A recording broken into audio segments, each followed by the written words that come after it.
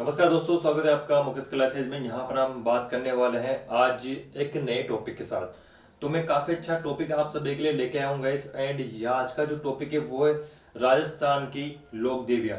Guys मैं आपको बता दूं कि आपका कोई सा भी एग्जाम हो, या तो आपका पीटीटी का एग्जाम हो या बीएसटी का एग्जाम हो, पटवारी रेट का आप एग्जाम दे रहे हो, या किसी का भी आप एग्जाम दे रहे हो, चाहे आप तैयारी सुपरवाइजरी कर रहे हो या कर से प्रोफेसर की आप तैयारी कर रहे हो, किसी की भी आप गाइस यहाँ पे तैयारी कर रहे हो, लेकिन हमारे जो लोक देवता लोक देवियाँ जो कला संस्कृति का जो हमारा पार्ट रहता है ये काफी इंपॉर्टेंट है, क्योंकि यहाँ से बार बार एग्जाम में क्वेश्चन आता रहता है। तो गाइस आज का हमारा काफी अच्छा टॉपिक है राजस्थान की लोक देवियाँ। और राजस्थान की जो लोक देवियाँ हैं इन्हीं के आज हम पढ़ने वाले हैं। ठीक है गाइस, इनको आज हम क्या है पढ़ने वाले हैं। तो अगर आपका पूरा का पूरा ध्यान आपका बोर्ड पे है तो कमेंट करना बंद कर दीजिए, एंड कमेंट के साथ साथ मोबाइल को भी हॉरिजॉन्टल मोड में कर लीजिए, यानी कि मोबाइल को आड़ा कर लीजिए। उसके बाद हम यहाँ पे पढ़ने वाले हैं और आपका पूरा का पूरा जो फोकस है वो यहाँ पर रहना चाहिए। अगर कैसे आप इस वीडियो को अगर आप यूट्यूब पे देख रहे हो तो वीडियो को लाइक कर दीजिए एंड सब्सक्राइब कर दीजिए हमारे यूट्यूब चैनल को। अगर आप देख रहे हो इसको फेसबुक पे तो यार फेसबुक पे लाइक कर दीजिए एंड शेयर कर दीजिए। एंड गाइस अगर आप देख रहे हो हमारे एप्लीकेशन पे तो आपका बहुत बहुत यहाँ पे शुभकामनाएं, क्योंकि हम यहाँ पे पूरा का पूरा जो कोर्स है वो करने वाले हैं हमारे एप्लीकेशन पर। अगर आपने अभी तक हमारा एप्लीकेशन डाउनलोड नहीं किया है तो गाइस लिंक आपको डिस्क्रिप्शन में मिल जाएगी यूट्यूब की, वहां पे जाके आप आराम से हमारा एप्लीकेशन डाउनलोड कर सकते हैं और ऐप को यानी कि जो कोर्स है कोई सा भी आप कर सकते हो। तो गाइस लोक देवियाँ पढ़ने से पहले मैं आपको बता दूं कि हमें दो तीन बातों का विशेष यहाँ पर ध्यान रखना है, और वो जो बातें हैं कौन कौन सी आइए बोर्ड पे समझते हैं। तो चले गए, यहाँ पर हमारे पास जो सबसे पहले एक नाम आता है, हमारे पास आती है आराध्य देवी। ध्यान से समझना गाइस, क्योंकि काफी इंपॉर्टेंट है। मैं आपको यहाँ पे बता रहा हूँ कि ये क्या क्या है। क्लियर है? चलिए सबसे पहले हमारे पास आती है एक आराध्य देवी। लोक देवियां हम पढ़ रहे हैं और लोक देवियों में सबसे पहले हमारे पास एक नाम आता है, और इस नाम का जो अर्थ है वो मैं अभी आपको समझाने वाला हूं। क्लियर बात है? चलिए, आराध्य देवी हमारे पास एक नाम आता है। उसके बाद गाइस हमारे पास एक नाम आता है इष्ट देवी का। ये हमारे पास एक नाम आता है इष्ट देवी का। हमारे पास नाम हमें देखने को मिलेगा जब हम आगे लोक देवियों को पढ़ रहे होंगे। क्लियर बात?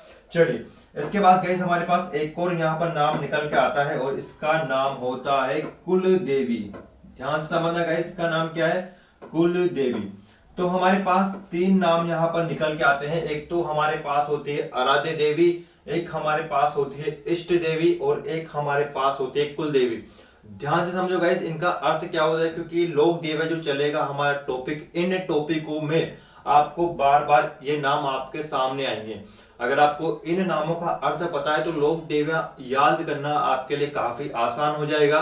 तो चलिए गाइस शुरू करते हैं। सबसे पहले हम देखेंगे गाइस यहाँ पर लोक देवी को। सर देखिए यहाँ पर सबसे पहले हमारे पास आती है आराध्य देवी, और आराध्य देवी क्या होती है और इष्ट देवी क्या होती है। मैं आपको पहले गाइस एक कंफर्म कर देता हूं कि आराध्य देवी और इष्ट देवी जो होती है वो एक ही होती है। क्लियर बात? आप बोल सकते हो यहाँ पर आराध्य देवी बोल सकते हो, या आप बोल सकते हो इष्ट देवी बोल सकते हो। ये जो बात है वो एक ही होती है, यानी कि आराध्य देवी और इष्ट देवी जो होती है वो एक ही होती है। क्लियर है बात? चलिए, कुल देवी क्या होती है इसके बारे में भी यहाँ पे समझो। मान लीजिए गाइस कि आप की जो कुल देवी है, या ऐसे समझो कि आपकी जो माता जी है, यानी कि जहां पर आप नवरात्रों में जाते हो, समझना आपको यहाँ पे लेके समझना। मान लीजिए कि आपकी कुल देवी है जीण माता। क्या है? जीण माता। ये आपकी क्या है? कुल देवी है। तो मित्रों कुल देवी क्या होती है सबसे पहले इसको समझ लो। मान लीजिए आपकी कुल देवी कौन है? जीण माता। अब देखो कुल देवी क्या होती है। कुल देवी कैसे होती है? जिसको हमारा कुल पूछता हुआ आ रहा है, यानी कि आपके पापा भी इनको पूछते आ रहे हैं। किनको? जीण माता को। आपके दादाजी भी इनको पूछते आ रहे हैं, आपके जो परदादाजी भी हैं वो भी इनको पूछते आ रहे हैं, यानी कि अपने परदादा, दादा, फिर आपके पिताजी, और आप फिर आपके जो बच्चे होंगे वो भी किनको पूछेंगे?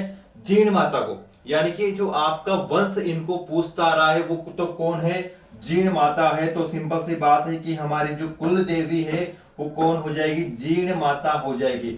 समझ में आ रही है इस बात? यानी कि हमारा कुल, यानी कि ऐसे समझो कि हम नवरात्रों में जिस देवी की, यानी कि देवी के दर्शन करने हम जाते हैं या माता जी के दर्शन करने हम जाते हैं, वो तो हमारी कुल देवी होती है। यानी कि हम हमारे पूरे परिवार के साथ जिस लोक देवी के नवरात्रों में या फिर अष्टमी को हम जाते हैं माता जी के, वो तो हमारी क्या होती है, कुल देवी होती है। समझ में आएगा इस बात, ये हमारी क्या होगी, कुल देवी होगी। समझने के तौर पे आप ध्यान रखो कि हमारी कुल देवी कौन है, समझने के लिए क्लियर है बात। हमारी कुल देवी क्या है, जीण माता है। अब देखो आराध्य देवी या इष्ट देवी क्या होती है, इसको भी समझो। मान लीजिए आपका कोई फ्रेंड है और आपके फ्रेंड की जो माता जी है वो है करणी माता, समझो करणी माता। मान लीजिए आपके फ्रेंड की कुल देवी कौन है, करणी माता है। आपके फ्रेंड की कुल देवी कौन है, करणी माता है आपके फ्रेंड की, ठीक है। आपकी तो कुल देवी कौन होगी, जीण माता होगी, लेकिन आपके फ्रेंड की जो कुल देवी है वो कौन हो जाएगी, करणी माता है। क्लियर है। अब देखो मान लो कि आप जो है अपने फ्रेंड के साथ, आप अपने फ्रेंड के साथ कहां पर जाते हो, करणी माता के घूमने जाते हो, ठीक है। आप अपने फ्रेंड के साथ कहां पर जाते हो, करणी माता के घूमने जाते हो, चलिए घूमने। अब आपने देखा कि करणी माता जी के यहाँ पर मंदिर में क्या क्या लगे हुए हैं। देखो एक तो ये जो मंदिर है वो काफी भव्य मंदिर बना हुआ है, भाई आपको काफी अच्छा लगा। आप करणी माता जी के मंदिर में गए, किसके साथ, अपने फ्रेंड के साथ। आपकी कुल देवी तो कौन है, आपकी कुल देवी तो करणी माता, सॉरी आपकी जो कुल देवी है वो तो कौन है, जीण माता है। और अपने जो फ्रेंड की कुल देवी है वो कौन है, करणी माता है। समझ में आ रही बात। तो आप अपने फ्रेंड के साथ जाते हो कहां पर, घूमने के लिए, करणी माता के मंदिर में। तो यहाँ पर आपको लगा कि ये तो मंदिर काफी अच्छा मंदिर है, यहाँ पर इस मंदिर में चूहे भी हैं और यहाँ के जो बाहर जो गार्डन बना हुआ है, उद्यान बने हुए हैं, वो भी काफी अच्छा है और आपका मन यहाँ पर लग जाता है। तो आप मन ही मन में इनको क्या बना लेते हो, अपनी आराध्य देवी बना लेते हो और अपने माइंड में एक चीज सेट कर लेते हो कि यार नहीं, हमें महीने के महीने में यहाँ पर आऊंगा माता जी को, मेरे को यहाँ पर काफी अच्छा सुकून मिला। या मान लीजिए एक और यहाँ पे समझिए कि मान लीजिए कि आपका कोई काम रुका हुआ है, भाई आपका कोई काम रुका हुआ है, बरसों से आपका काम रुका हुआ है और वो काम अगर आपका नहीं हो रहा है और आप अपने फ्रेंड के साथ करणी माता जी के चले गए और आपने जैसे ही करणी माता जी के ढोक दिया और आपको फोन आया कि आपका भैया वो काम आपका हो गया, तो आपने क्या सोचा कि यार ये काम मेरा रुका पड़ा था और मेरा काम करणी माता जी की ढोक देने से हो गया, तो भाई मैं तो इनको अपनी आराध्य देवी मान लेता हूं। क्लियर है। अब आप क्या कर रहे हो, यहाँ पर महीने के महीने जा रहे हो, अपनी इच्छा अनुसार यहाँ पर कभी कभी घूमने चले जाते हो।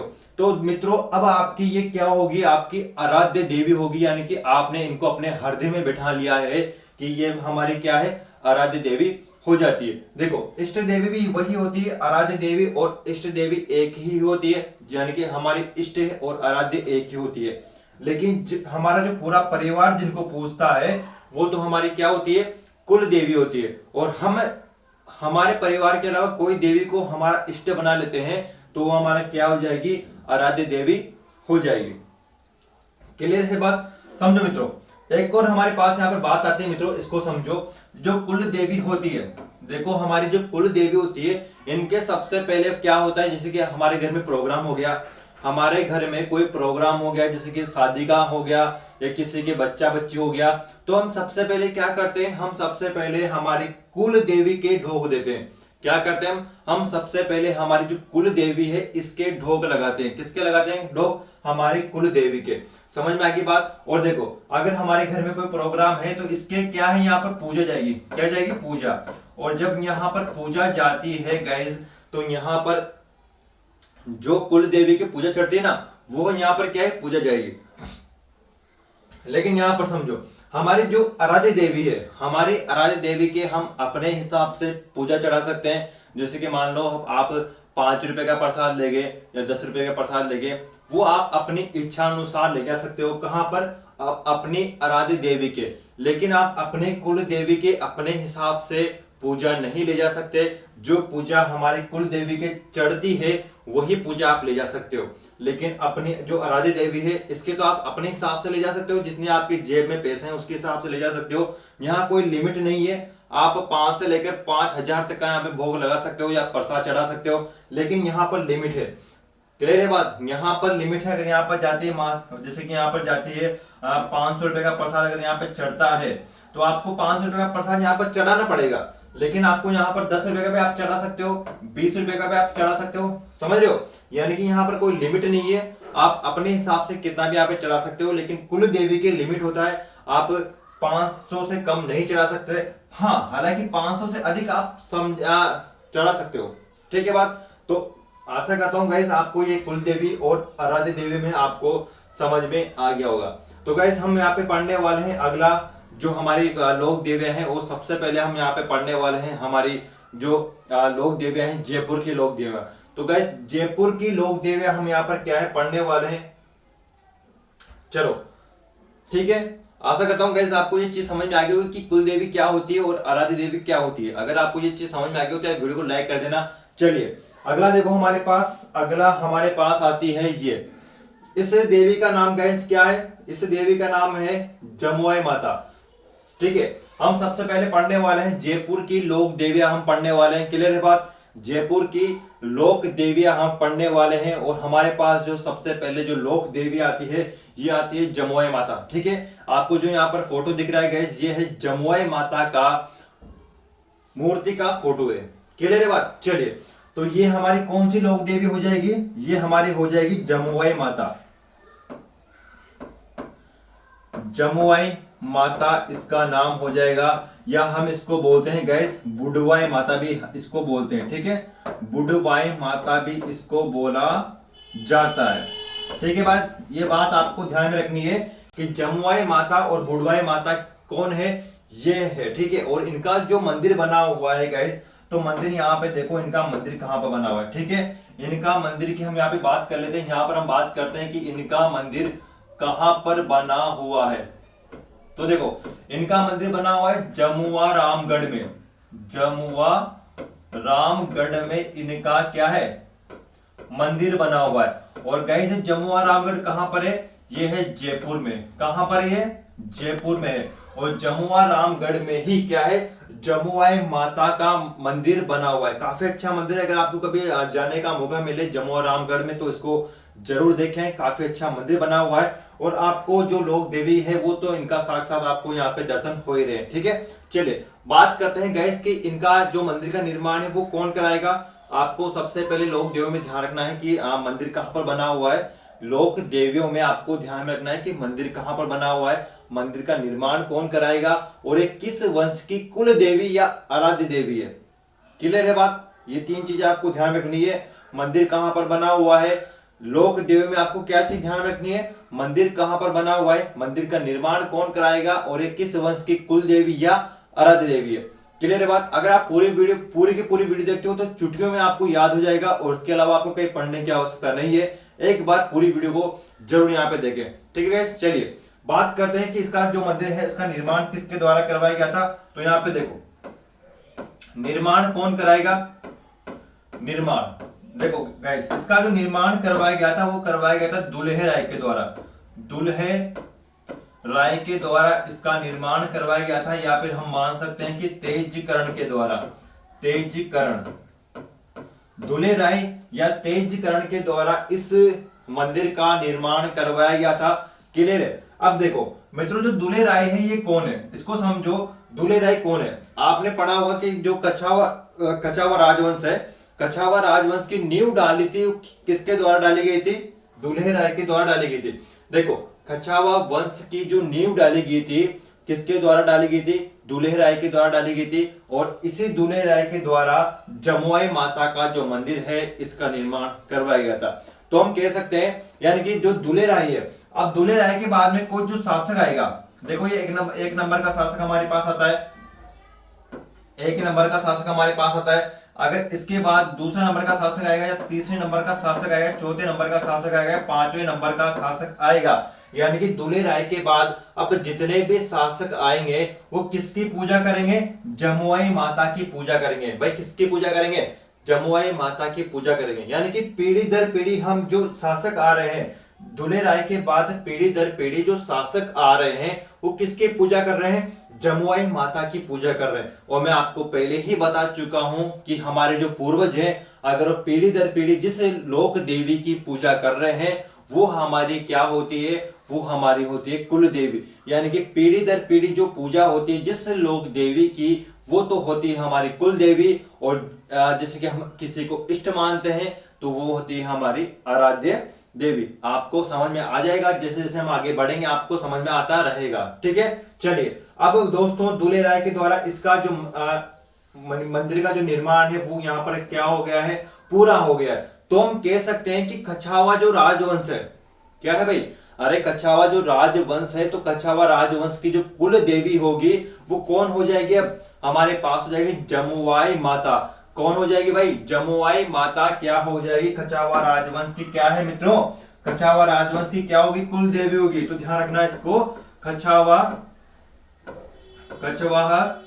राजवंश की जो कुल देवी है वो कौन हो जाएगी, राजवंश की कुल देवी कौन है, अरे भाई कौन है बताओ फटाफट से। अब तो आपको पता लग ही गया होगा कि कछावा जो राजवंश है, राजवंश की जो कुल देवी है वो कौन हो जाएगी, जमुआई माता हो जाएगी। तो आपको यहाँ पर ध्यान में ये बात रखना है कि ये जो माता जी की जो मूर्ति है वो क्या है, जमुआई माता या बुडवाई माता भी इनका क्या है, प्राचीन नाम है। ठीक है, जमुआई माता तो इनका नाम है। अगर हम बात करें इनके अन्य नाम की तो बुडवाई माता भी हम इसको बोलते हैं। मंदिर जो बना हुआ है वो जमुआरामगढ़ जयपुर में बना हुआ है और मंदिर का जो निर्माण करवाया जाएगा किसके द्वारा करवाया जाएगा मित्रों, तो दुले राय या तेजीकरण के द्वारा इसका मंदिर का निर्माण करवाया जाएगा।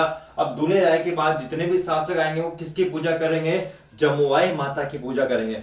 किसकी पूजा करेंगे, जमुआई माता की पूजा करेंगे। तो सिंपल सी बात है कि कछावा जो राजवंश है इसकी कुल देवी कौन हो जाएगी, कुल देवी हमारे पास हो जाएगी जमुआई माता हमारे पास हो जाएगी। इसके लिए आगे बात समझ में, आगे बात आराम से। दुल्हे राय ने किसकी स्थापना करी थी, दुल्हे राय ने कछावा वंश की स्थापना करी थी। भाई दुल्हे राय ने कछावा वंश की स्थापना करी थी। तो कछावा वंश के अब जितने भी शासक आएंगे वो किसकी पूजा करेंगे, जमुआई माता की पूजा करेंगे। और जमुआई माता की पूजा करने के कारण अब जो है यानी कि कछावा वंश की कुल देवी कौन हो जाएगी, जमुआई माता हो जाएगी। उम्मीद करता हूं गाइस आपको जमुआई माता समझ में आ गया होगा। ये बातें आपको यहाँ पर क्या है ध्यान में रखनी है। क्लियर है बात। चलिए अगली हमारे पास जो माता जी आती है, ये आती है शीला माता। ठीक है, इनका नाम क्या है, देखो यहाँ पे, देखो इस जो लोक देवी को आपको यहाँ पे दिख रहा है इसका नाम है शीला माता। क्या नाम है इसका, शीला माता। तो यहाँ पे मैं लिख देता हूं एक बार, इसका नाम क्या है, शीला देवी इसका नाम है, शीतला नहीं है भाई, शीला है। क्या नाम है इसका, शीला माता इसका नाम है। ठीक है, शीला माता किसका नाम है मित्रों, इस लोक देवी का नाम है शीला माता। और इनका जो मंदिर बना हुआ है वो कहां पर बना हुआ है, जयपुर में बना हुआ है। और मैं आपको बता चुका हूं कि हम क्या पढ़ रहे हैं, जयपुर की लोक देवियां हम सबसे पहले पढ़ रहे हैं। तो हमने सबसे पहले पढ़ चुकी है हमने जमुआई माता, जो कि क्या है, कछावा वंश की कुल देवी है। बट जमुआई माता क्या है, हमारी कछावा वंश की कुल देवी है। और अब हम क्या पढ़ रहे हैं, शीला माता पढ़ रहे हैं। और शीला माता कहाँ की है, ये भी कहाँ की मित्रों, जयपुर की है। आइए इनका मंदिर देखते हैं, इनका मंदिर कहां पर बना हुआ है। देखो यहाँ पे इनका जो मंदिर बना हुआ है मित्रों, ये मंदिर बना हुआ है जलेब चौक जयपुर में। कहां पर बना हुआ है, जलेब चौक। और ये जलेब चौक कहां पर है, देखो जलेब जो चौक है ना वो तो कहां पर है, आमेर में है। यहाँ पे लिखता हूं, मैं पूरा लिख देता हूं, आमेर में है। और आमेर कहां पर है, जयपुर में है। ठीक है, जयपुर। समझ में आएगी बात। भाई जो शीला माता है, देखो शीतला माता तो अलग है। शीतला माता का जो मंदिर बना हुआ है वो बना हुआ है सेल की डोंगरी चाकसू जयपुर में बना हुआ है। क्लियर है बात। शीतला माता अलग है, ये क्या है हमारे पास, शीला माता है। समझ में आएगी बात, ये क्या है, शीला माता है। और शीला माता का जो मंदिर बना हुआ है मित्रों, ये बना हुआ है जलेब चौक। कहां पर है, आमेर में है। और आमेर कहां पर है, जयपुर में। समझ में आएगी बात, समझ में आ गई मित्रों बात। चलिए देखो अब ये क्या है, ये जो कुल देवी है मित्रों, थोड़ी सी इसकी कहानी आती है। और कहानी आपको क्या है समझनी है। ठीक है, कहानी समझ लो, कहानी समझो मित्रों। हमारा जयपुर का एक शासक आता है और उस शासक का नाम क्या है, मान सिंह है। क्या है नाम इसका, मान सिंह है। कहानी समझना मित्रों, कहानी को ध्यान से समझना। आपको जो शीला देवी है वो यहाँ पर आपको याद हो जाएगी। क्लियर है बात। चलिए मान सिंह जो है कहां का शासक है भाई, ये मानसिंह शासक है, कछावा राजवंश की हम बात कर रहे हैं। और ये कौन है, मानसिंह। मानसिंह का नाम तो आपने सुन ही रखा होगा। चलिए तो मानसिंह जो है मित्रों, ये रहता है अकबर के दरबार में। किसके दरबार में, अकबर के दरबार में रहता था। यानी कि अकबर के दरबार में रहता था। ठीक है, यहां पे समझो इसको, अकबर के दरबार में रहता था। ठीक है, कौन रहता था? मानसिंह जो है वो अकबर के दरबार में रहता था। लेकिन एक समय की बात है, अकबर ने मानसिंह को भेज दिया कहां पर? बंगाल में। कहां पर? बंगाल में भेज दिया। कहां पर भेज दिया? बंगाल में युद्ध करने के लिए भेज दिया। अब देखो, बंगाल में युद्ध करने के लिए तो भेज दिया, लेकिन बंगाल का उस समय जो शासक था, उस शासक का नाम क्या है? केदार है। क्या नाम है इसका? केदार है। भाई मानसिंह, जो मानसिंह है वो किसका यहाँ पर मानसिंह किसके दरबार में रहता था? तो मानसिंह अकबर के दरबार में रहता था। तो सिंपल सी बात है कि अकबर का जो ऑर्डर है वो तो मानसिंह को मानना ही पड़ेगा। तो मानसिंह ने जो है, यानी कि अकबर ने मानसिंह को युद्ध करने के लिए भेजा कहां पर? बंगाल में। और उस समय जो बंगाल का शासक था वो कौन है? बंगाल का शासक है केदार। क्लियर है बात? बंगाल का शासक कौन है? केदार। अब देखो, मानसिंह ने जैसे ही यहां पर बंगाल पर आक्रमण किया, और जो मानसिंह है वो युद्ध में क्या है? पराजित हो गया। क्या हो गया? युद्ध में पराजित हो गया। कौन? मानसिंह। मानसिंह ने दोबारा यहां पर आक्रमण किया, और दोबारा मानसिंह क्या हो गया? युद्ध में पराजित हो जाता है। क्या हो जाता है? युद्ध में पराजित हो जाता है। कौन? मानसिंह। मानसिंह ने वापस यहां पर तीसरी बार आक्रमण किया, और तीसरी बार भी क्या है? मानसिंह यहां पर पराजित हो जाता है। क्या हो जाता है मित्रों? यहां पर पराजित हो जाता है।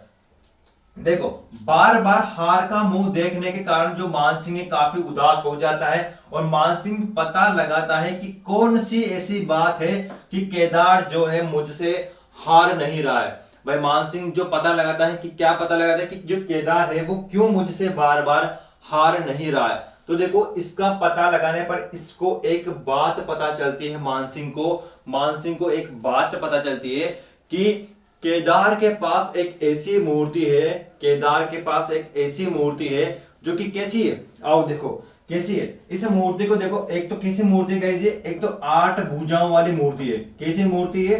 8 भुजाओं वाले मूर्ति है। और कैसी है? काले पत्थर की मूर्ति है। कौन सी है? काले पत्थर की मूर्ति है, जो कि आपको तस्वीर में दिख रहा होगा। इसमें आपको 8 भुजाएं तो नहीं दिख रही है, क्योंकि जो माता जी है इनको क्या है, यहाँ पर पोशाक पहना रखी है, तो आपको 8 भुजाएं तो नहीं दिख रही है, लेकिन आपको काले पत्थर की मूर्ति दिख जाएगी।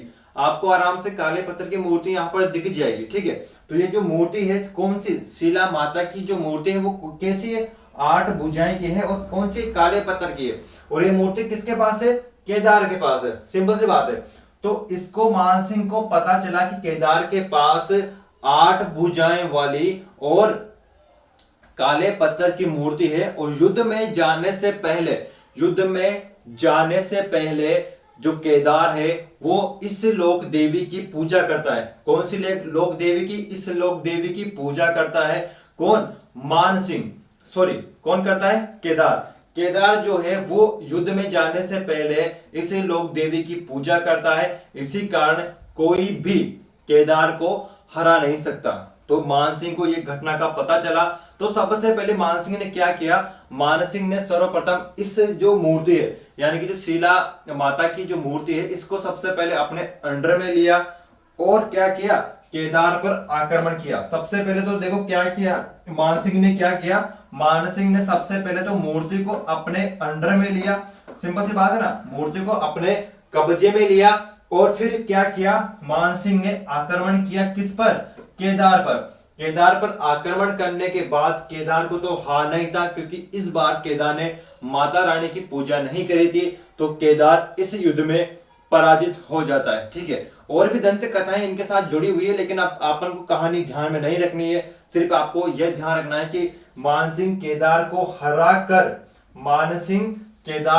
हरा कर बंगाल से इस मूर्ति को लेके आया था। सिर्फ आपको यह बात ध्यान में रखनी है कि मानसिंह केदार को हराकर, यानी कि बंगाल के शासक केदार को हराकर शीला माता की मूर्ति कहां पर लेके आ गया? भाई कहां पर लेके आएगा? आमेर में लेके आएगा। कहां पर लेके आएगा? आमेर में लेके आएगा। और आमेर में जब इस मूर्ति को लेके आया, तो इसने आमेर का एक स्थान है जलेब चौक, और जलेब चौक में इस शीला देवी की मूर्ति को स्थापित कर दिया।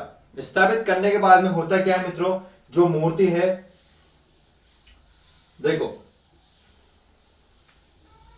समझ में आएगी बात आपको?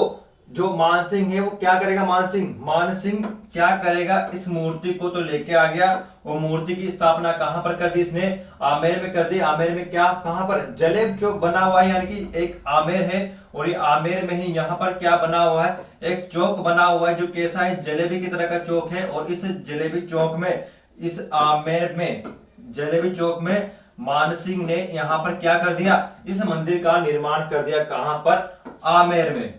कहां पर, आमेर में। तो अगर आपसे पूछ लिया जाए कि शीला माता की जो मूर्ति है, यानी कि जो मंदिर बना हुआ है शीला माता का, वो कहां पर बना हुआ है, आमेर में बना हुआ है। और कहां पर है, जलेब चौक, आमेर, जयपुर में। क्लियर है बात। उम्मीद करता हूं आपको ये कहानी ध्यान में आ गई होगी। चलिए, तो देखो यहाँ पे मित्रों, अब देखो निर्माण किसके द्वारा यहाँ पर करवाया जाएगा, निर्माण। ठीक है भाई, देखो मंदिर तो कहां पर हो गया, मंदिर तो हमारा हो गया जलेब चौक, आमेर, जयपुर में। और ये मूर्ति कहां की थी, आपको मैं बता ही चुका हूं कि बंगाल की है। और बंगाल के किस शासक को हराकर मानसिंह इस मूर्ति को आमेर लाया था, तो केदार को हराकर लाया था।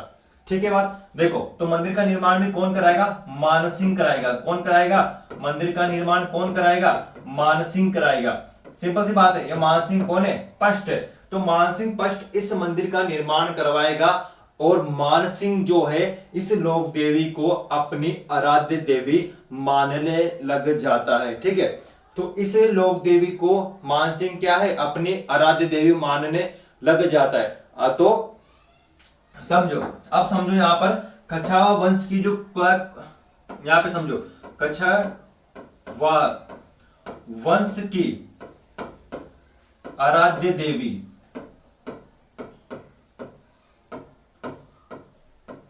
ठीक है, ये बात समझो यहां पर। अब जो है मित्रों, कछावा वंश की जो आराध्य देवी है, कछावा वंश की जो आराध्य देवी है, वो अब कौन हो जाएगी, हमारे पास शीला माता हो जाएगी। जो कि अब क्या है, कछावा वंश की क्या बन जाएगी, क्या बन जाएगी भाई, अरे आराध्य देवी बन जाएगी।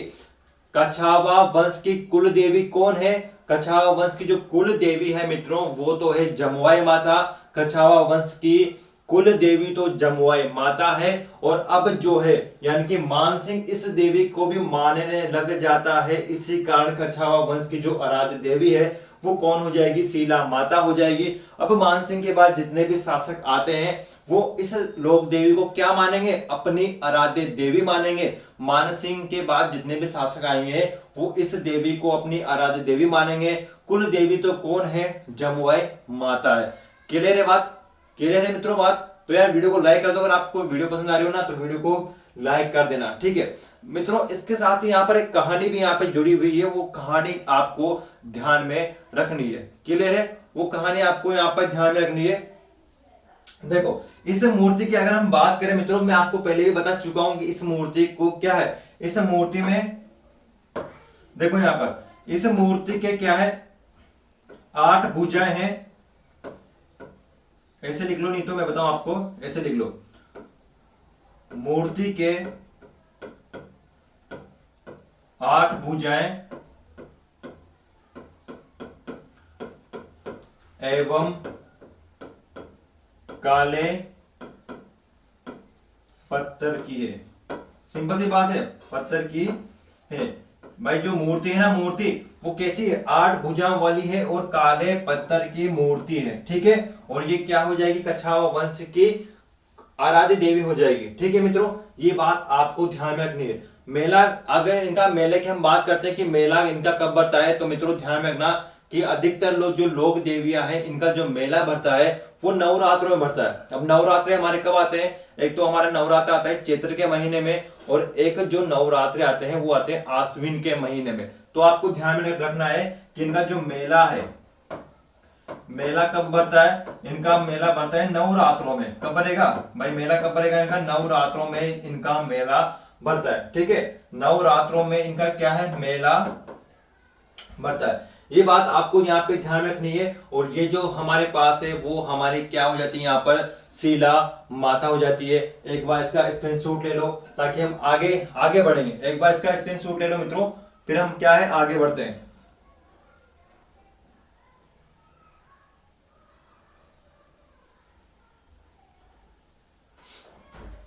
चलिए आपने स्क्रीनशॉट ले लिया होगा इसका। चलिए आगे देखते हैं मित्रों, हमारे पास क्या है, शिला माता कंप्लीट हो जाती है, ये भी कहाँ की, जयपुर की, ठीक है। चलिए अगला हम यहाँ पे देखते हैं शाकंभरी माता, इनका जो मंदिर बना हुआ है कहाँ पर बना हुआ है, सांबर जयपुर बना हुआ। आपको यहाँ पे स्क्रीन में दिख रहा होगा शाकंभरी माता, और जो शाकंभरी माता है वो कहाँ की है, सांबर जयपुर की है, ठीक है। तो इसको लिखूंगा नहीं मैं यहाँ पे, एक बार देख लो इसको।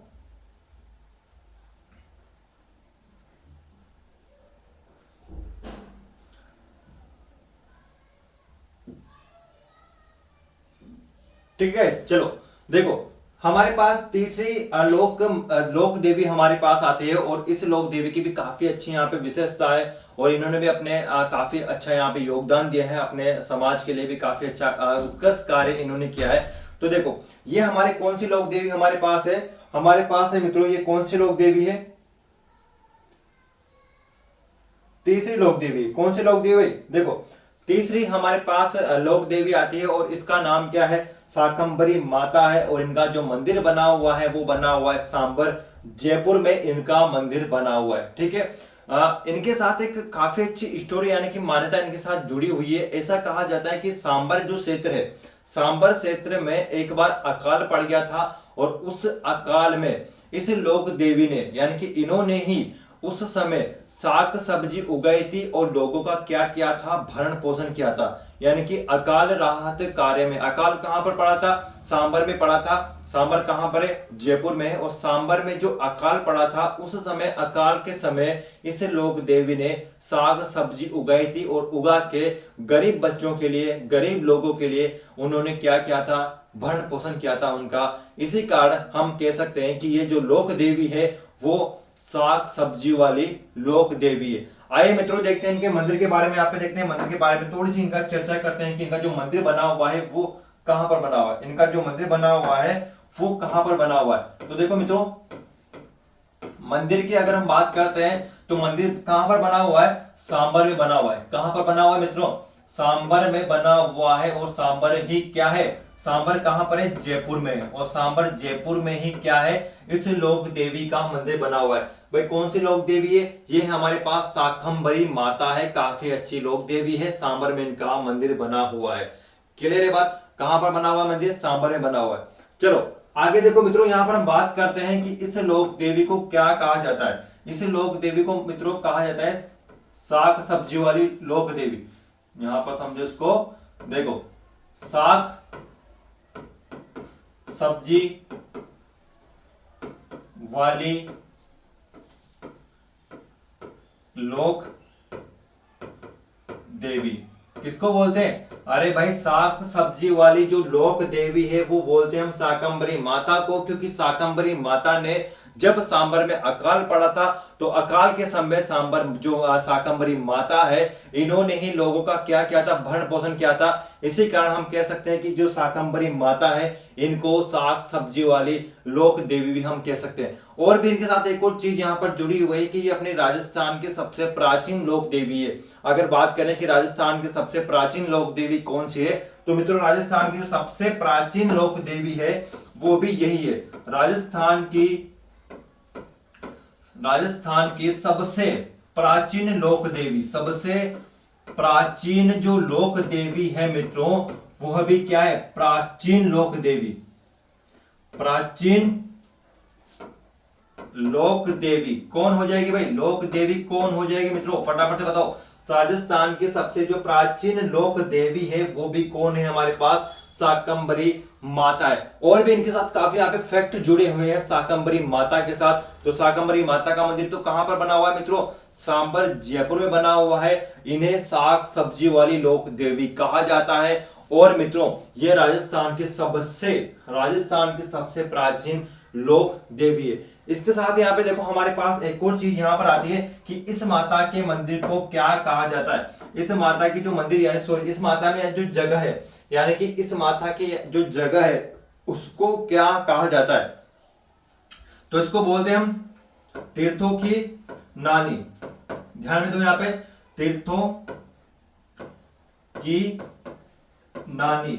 भाई देखो तीर्थों की नानी किसको कहा जाता है, तीर्थों की नानी कहा जाता है मित्रों देवी यानी किसको कहा जाता है, देवयानी तीर्थ को। और देवयानी जो तीर्थ है वो कहां पर है, सांबर जयपुर में है। और यही जो माता जी है वो क्या है, इसी के ही मंदिर को क्या कहते हैं, देवयानी तीर्थ कहते हैं, देवयानी तीर्थ। क्या बोलते हैं मित्रों, देवयानी जो तीर्थ है और तीर्थों की जो नानी है वो किस लोक देवी को कहा जाता है, वो कहा जाता है शाकंभरी माता को। तो ध्यान देना, शाकंभरी माता का जो मंदिर बना हुआ है सांबर जयपुर बना हुआ है, राजस्थान के सबसे प्राचीन लोक देवी है, साग सब्जी वाली लोक देवी है। और इस लोक देवी को क्या कहा जाता है, तीर्थों की नानी कहा जाता है। और देवयानी जो तीर्थ है वो भी किसको कहा जाता है, इस लोक देवी को कहा जाता है। हमारे पास दो ऐसी चीजें यहाँ पर आती है, वो नोट लगा के अभी आपको लिखना है। एक तो हमारे पास मित्रों होता है, क्या होता है, यहाँ पर ध्यान दो, क्या होता है, जगह नोट लगा के यहाँ पे लिख लो, नोट लगा के आपको मैं दिखा रहा हूँ। और एक चीज ध्यान रखना, एक तो हमारे पास होता है तीर्थों का मामा। क्या होता है, एक तो हमारे पास होता है तीर्थों का मामा और एक हमारे पास होता है तीर्थों का भांजा। वेरी गुड, तीर्थों का भांजा क्या होता है। चलिए हमारे पास यहाँ पर दो नाम भी ऐसे आते हैं जो कि इससे मिलते जुलते हैं। बस तीर्थों की नानी कौन है, तीर्थों की नानी कौन है, ये हमारी शाकंभरी माता, इसको क्या बोलते हैं, तीर्थों की नानी बोलते हैं। अगर नानी आएगी तो सिंपल सी बात है कि मामा जी भी आएंगे, अगर मामा जी आएंगे तो सिंपल सी बात है कि भांजा भी आएगा। ठीक है, तो ध्यान में रखना कि तीर्थों की जो नानी है वो कौन सी हो जाएगी, शाकंभरी माता हो जाएगी। शाकंभरी माता को हम क्या बोलते हैं, शाकंभरी माता को हम बोलते हैं क्या, देवयानी तीर्थ या तीर्थों की नानी। इसके बाद में दो नाम मैंने आपको यहाँ पे लिख रखे हैं, एक तो हमारे पास है तीर्थों का मामा और सबसे नीचे है जो है वो है तीर्थों का भांजा। तो देखो तीर्थों का भांजा और तीर्थों का मामा किसको बोलते हैं मित्रों, ये भी बताना है फटाफट से, आपको कमेंट करके बताओ किसको बोलते हैं। तो तीर्थों का मामा किसको बोलते हैं और तीर्थों का भांजा किसको बोलते हैं। काफी अच्छा मजा आने वाला है अभी क्लास में, अभी क्लास थोड़ी और यहाँ पे बड़ी है, तो बताओ फटाफट से इसका क्या होने वाला है। देखो तीर्थों का जो मामा होता है मित्रों, ये तो हमारे पास होता है पुष्कर अजमेर। क्या होता है, पुष्कर अजमेर को हम क्या बोलते हैं, अजमेर। ठीक है, पुष्कर अजमेर को हम क्या बोलते हैं, तीर्थों का मामा बोला जाता है। किसको बोलते हैं, तीर्थों का मामा पुष्कर अजमेर को बोलते हैं। और तीर्थों का जो भांजा है वो हम बोलते हैं मंचकुंड। और ये मंचकुंड कहां पर है मित्रों, ये हमारे पास है धौलपुर में। कहां पर है, धौलपुर में है। मंचकुंड कहां पर है, धौलपुर में है। और इसको हम क्या बोलते हैं, तीर्थों का भांजा बोलते हैं। तो क्लियर है मित्रों बात, यहाँ पे ध्यान रखना कि जो शाकंभरी माता का मंदिर बना हुआ है वो सांबर जयपुर बना हुआ है। शाकंभरी माता को ही हम क्या बोलते हैं, साग सब्जी वाली लोक देवी भी हम बोलते हैं। उसके बाद राजस्थान के सबसे प्राचीन जो लोक देवी है वो भी कौन है, शाकंभरी माता है। शाकंभरी माता को हम क्या बोलते हैं, तीर्थों की नानी बोलते हैं। या देवयानी तीर्थ भी किसको बोला जाता है, शाकंभरी माता को ही बोला जाता है। इसके बाद हमारे पास आता है तीर्थों का मामा और तीर्थों का भांजा। तो तीर्थों का जो मामा है तो पुष्कर अजमेर को बोलते हैं और तीर्थों का जो भांजा है वो बोलते हैं किसको, अरे भाई किसको बोलते हैं, मंचकुंड धौलपुर को बोलते हैं। क्लियर है बात। एक और चीज मित्रों हमारे पास यहाँ पर निकल के आती है और उस चीज को भी मैं यहाँ पर आपको नोट करा के लिखा देता हूं ताकि आपको ध्यान में रह जाएगा। ठीक है,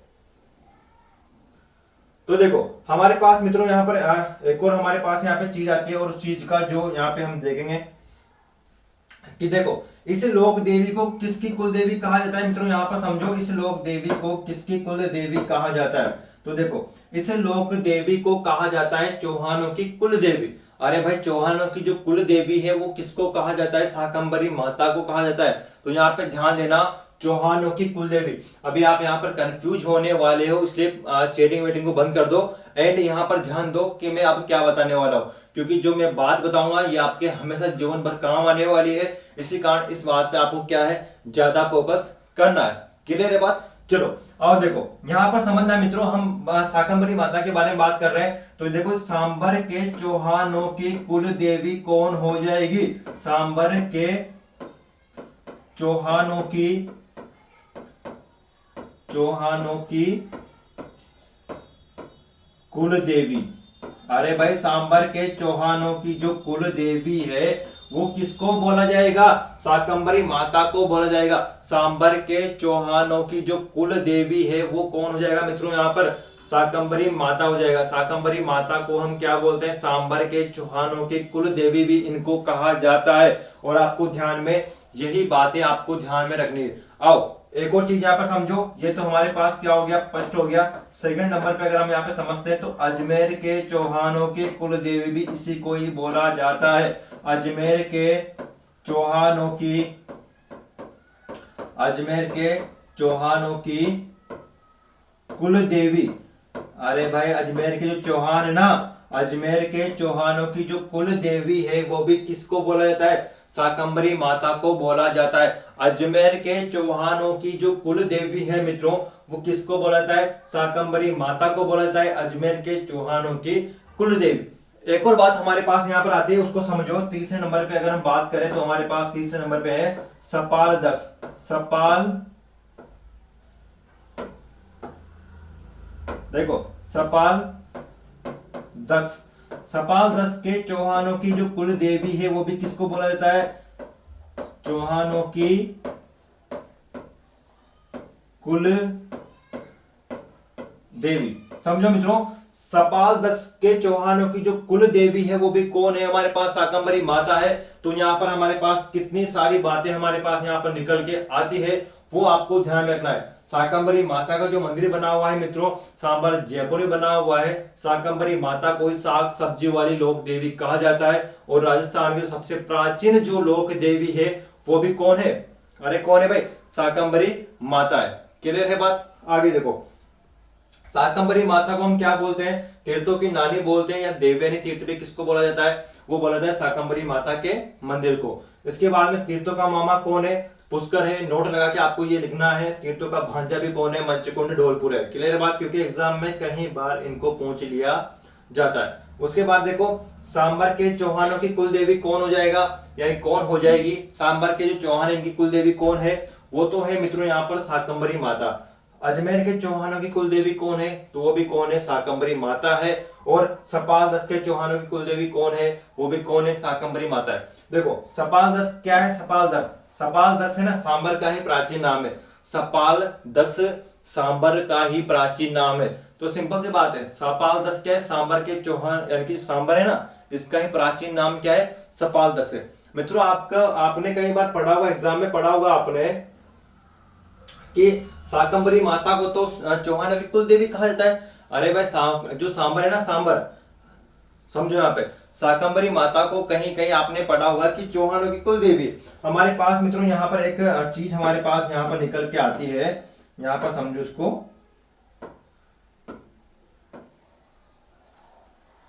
समझो, अब देखो मित्रों हमारे पास एक माता जी का नाम हमारे पास आता है जीर्ण माता। इसको समझो, जीर्ण माता। जीर्ण माता को ही मित्रों यहाँ पर क्या कहा जाता है, जीर्ण माता को हम बोलते हैं सीकर के चौहानों की कुल देवी। सीकर के चौहानों की कुल देवी। कुल देवी किसको बोला जाता है, अरे भाई सीकर के चौहानों की जो कुल देवी है वो किसको बोला जाता है। अभी आपका सारा डाउट मैं यहाँ पे क्लियर करने वाला हूं, तो यहाँ पे समझना, ध्यान देना कि जीर्ण माता को सीकर के चौहानों की कुल देवी कहा जाता है। जीर्ण माता को सीकर के चौहानों की कुल देवी कहा जाता है। और सीकर का अगर हम प्राचीन नाम की अगर हम बात करते हैं सीकर के, तो सीकर का जो प्राचीन नाम है यानी कि वो क्या है, अनंत प्रदेश है। क्या नाम है इसका, अनंत प्रदेश है, जो क्या है, सीकर, सीकर का प्राचीन नाम है। ठीक है, ध्यान रखना, प्राचीन नाम है, प्राचीन नाम। ठीक है, सीकर का प्राचीन नाम क्या है, अनंत प्रदेश है। तो हम बोल सकते हैं, अगर आपसे एग्जाम में अगर आपसे पूछ लिया जाए कि अनंत प्रदेश के चौहानों की कुल देवी कौन है, कौन है, तो कौन हो जाएगी, जीर्ण माता हो जाएगी। क्लियर है बात। अगला ध्यान दो, अगला मित्रों हमारे पास आता है आशापुरा माता। इस एक और हमारे पास लोक देवी आती है आशापुरा माता। और मित्रों जो आशापुरा माता है ये क्या है, आशापुरा जो माता है मित्रों ये हमारे पास है नाडोल, नाडोल या जालोर की कुल देवी। नाडोल या जालोर के चौहानों की कुल देवी। अरे भाई कौन हो जाएगी, देखो हमारे पास दो लोक देवियां हमारे पास ऐसी आती है। एक का नाम तो क्या है, जीण माता है। जो जीण माता है वो तो क्या है, सीकर के चौहानों की कुल देवी है। अरे भाई, जो जीण माता है ना, जीण माता हमारे पास सीकर के चौहानों की क्या है, कुल देवी है। और आशापुरा जो माता है, आशापुरा माता किसकी है, नाडोर कहां पर है, जालोर में है। और जालोर की कुल देवी कौन हो जाएगी, जालोर के चौहानों की कुल देवी कौन है, आशापुरा माता है। क्लियर है बात मित्रों। ये दो हमारे पास लोक देवी ऐसे आती है, इनके बारे में हम आगे चर्चा करेंगे विस्तार से। आपको सिर्फ ध्यान रखना है कि सांबर के चौहानों की कुल देवी कौन है, शाकंभरी माता है। अजमेर के चौहानों की कुल देवी कौन है, शाकंभरी माता है। और सपाल दस के चौहानों की कुल देवी क्या है। अगर आपसे एग्जामिनर पूछता है कि चौहानों की कुल देवी कौन है, अगर आपसे एग्जामिनर पूछता है कि चौहानों की कुल देवी कौन है, अगर आपको ऑप्शन में जीण माता दिखता है तो आपको सबसे पहले जीण माता आपको टिक करना है। क्या करना है मित्रों, अगर आपसे एग्जामिनर पूछता है चौहानों की कुल देवी कौन है, तो चौहानों की कुल देवी अगर आपसे पूछता है तो आपको जीण माता करना है। अगर आपसे नाम नहीं देके पूछेगा तो करना है। अगर उसने आपको नाम नहीं दिया, सीकर नाम आपको नहीं दिया, सांबर आपको नाम नहीं दिया, अजमेर आपको नाम नहीं दिया, अगर वो डायरेक्टली पूछता है आपसे कि अगर आपसे डायरेक्ट पूछता है कि चौहानों की कुल देवी कौन है, समझ रहे हो बात आप। अगर आपसे पेपर वाला, जो पेपर बनाने वाला अगर आपसे पूछता है कि चौहानों की कुल देवी कौन है, तो अगर आपने वहां पे ऑप्शन में दे दिया कि जीण माता, शाकंभरी माता, आशापुरा माता, तो आपको सबसे पहले टिक करना है किस पे, जीण माता पर। क्योंकि जीण माता चौहानों की कुल देवी भी है और आराध्य देवी भी जीण माता ही है। क्लियर है बात। अगर ऑप्शन में आपको जीण माता नहीं दिखता, अगर आपको ऑप्शन में जीण माता नहीं दिखता है तो आपको क्या करना है, शाकंभरी माता को करना है। क्लियर है बात। अगर आपको ऑप्शन में जीण माता नहीं दिख रही है तो आपको क्या करना है, समझ गए ना, शाकंभरी माता को टिक करना है। एक और हमारे पास मित्रों यहाँ पर एक और हमारे पास आती है, और उसको भी हम यहाँ पर मैं आपको नोट लगा के यहाँ पे लिखा देता हूं उसका भी नाम। एक और हमारे पास आती है हिंगलाज माता, हिंगलाज माता। और जो मित्रों हिंगलाज माता जो है वो क्या है, हिंगलाज माता किसकी कुल देवी है, ये है लोदरवा के चौहानों की कुल देवी, लोदरवा के चौहानों की कुल देवी। तो मित्रों आपको समझ में आ गया होगा यहाँ पे पूरी की पूरी बात। हिंगलाज माता जो है ये क्या है, लोदरवा के चौहानों की कुल देवी। लोदरवा कहां पर है, लोदरवा है जैसलमेर में। कहां पर है, लोदरवा कहां पर है मित्रों, लोदरवा जैसलमेर में है। और हिंगलाज माता जो है वो क्या है, लोदरवा के चौहानों की क्या है, कुल देवी। हिंगलाज माता का जो मंदिर बना हुआ है वो लोदरवा जैसलमेर में बना हुआ है। और हिंगलाज माता का जो मुख्य मंदिर बना हुआ है वो पाकिस्तान में बना हुआ है। कहां पर बना हुआ है, पाकिस्तान में बना हुआ है। तो मित्रों ये थी हमारी शाकंभरी माता। और आज हमने यहाँ पे 3 लोक देवियों के बारे में बात की है। और जयपुर की लोक देवियां हम सबसे पहले यहाँ पे पढ़ रहे हैं। अगली हमारी कंटिन्यू यहाँ पे चलती रहेगी। हमारे पास शीतला माता आने वाली है, छींक माता आने वाली है, नकटी माता आने वाली है, कई कई माता हमारे पास आने वाली जयपुर की। जिले वाइज हम यहाँ पे बात करें ताकि आपको माइंड में एक अच्छा आपको यहाँ पे याद रहेगा। जिले वाइज अगर हम माता जी के बारे में बात करेंगे, आपके जो 33 जिले हैं 33 जिलों की माता जी हम पढ़ेंगे। अगर इंपोर्टेंट है आपके एग्जाम के लिए तो हाँ, हम सभी को पढ़ेंगे। क्लियर बात। क्वेश्चन आपका बाहर नहीं जाएगा, डाउट जो है वो आपको भी यहाँ पे मैं क्लियर कराऊंगा। तो गाइस उम्मीद करता हूं कि आज आपको ये वाली क्लास काफी अच्छी लगी होगी।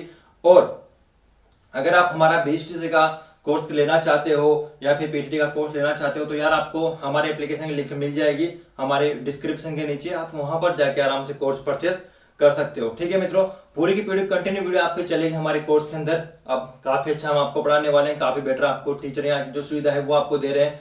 तो गाइस मिलते हैं अगले वीडियो में। जब तक के लिए आपको करना क्या है, वीडियो को लाइक करना है और उस वीडियो को शेयर करना है। अगर आपने अभी तक हमारे यूट्यूब चैनल को सब्सक्राइब नहीं किया है तो यार सब्सक्राइब कर दो, उस रेड वाले बटन को दबाइए एंड क्लिक कर दीजिए। और ध्यान रखना कि बेल आइकन को ऑन करना मत भूलना, क्योंकि नोटिफिकेशन आपको उसी से ही मिलता है। तो मिलता हूं और आपसे बस आज के लिए इतना ही विदा चाहता हूं आपसे। तो मित्रों बाय बाय, नमस्कार।